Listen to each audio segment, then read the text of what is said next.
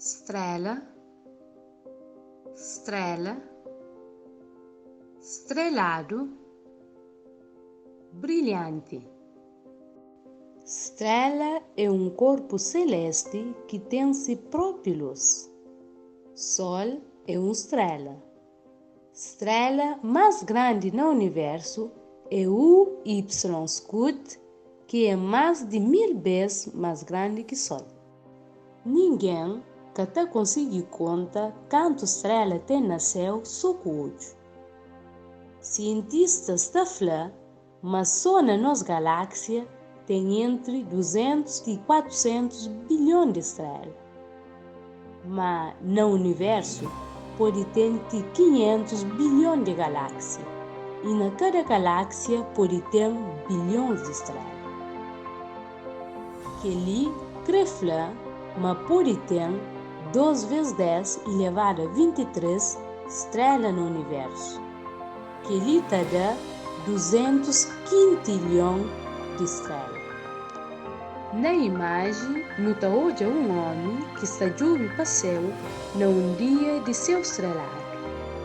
O céu está brilhante para modo ele está com tio estrela. No céu tem tio tipo de estrelas diferentes.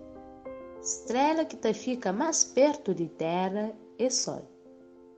Depois do Sol, que a estrela que fica mais perto de Terra é Próxima Centauri.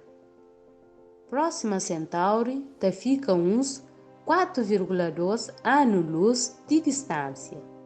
De Terra para chegar lá, leva mais de 70 mil anos. Horas que não jove para céu de noite, não olha teu estrela. Num dia de céu estrelado, rua está tudo claro. Estrelas e cima um mapa no céu.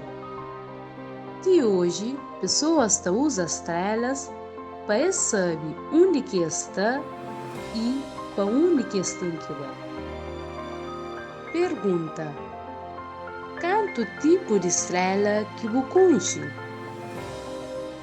Qual estrela que brilha mais teu? Quanto estrela tem na nossa galáxia? Para modo que estrelas é importante para a vida na Terra.